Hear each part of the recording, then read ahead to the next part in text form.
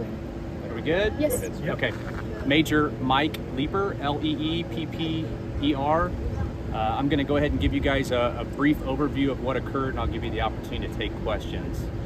So shortly after 2 o'clock today, Indianapolis Metropolitan Police officers are assigned to the East District received a radio dispatch call east of our location on a report of a possible home invasion where a female had contacted the police stating that there was possibly a violent domestic occurring at this location where a male was attempting to force entry inside that residence, and there was multiple updates to that dispatch advising that the female was possibly injured.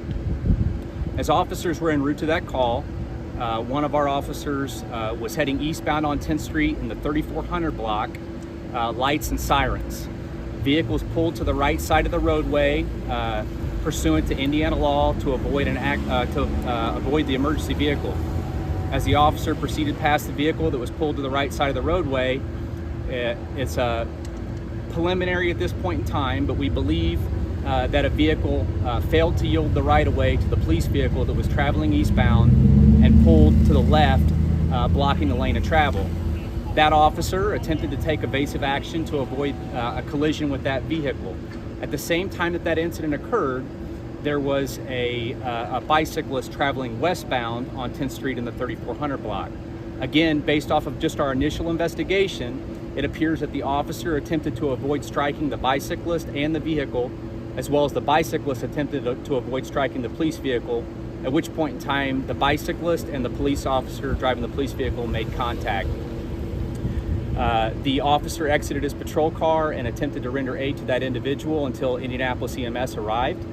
Indianapolis EMS arrived on scene and they transported that individual to a local level 1 trauma center in critical condition. We've received multiple updates from the hospital. That individual still remains in critical condition. We have no information to release on that individual other than at this point in time we believe it is an adult male. I want to remind everyone here today that our officers were en route to what they believe to be a violent call for service and an attempt to assist our citizens.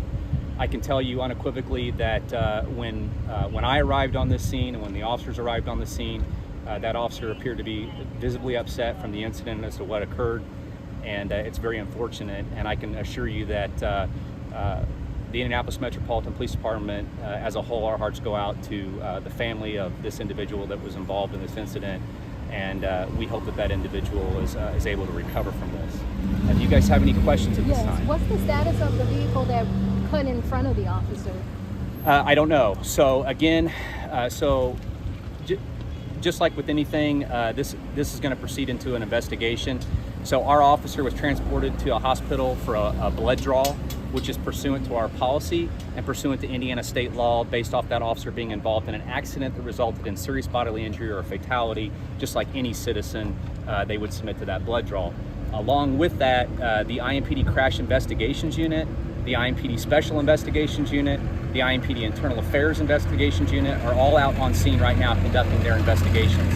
Each one of them will conduct parallel investigations to one another to determine what occurred here today. Through that investigation, they'll canvass the area for witness information as well as surveillance video, and as we ascertain that information, we hope we'll be able to have more and make contact with that driver. Would you like to again drive home the importance of yielding the right-of-way to emergency vehicles? We understand it's so important, especially as vehicles get newer and newer. It's harder to hear the noise that's outside the vehicle, but it's just you're talking about a very heavily populated area. It's dense with both pedestrians and vehicular traffic.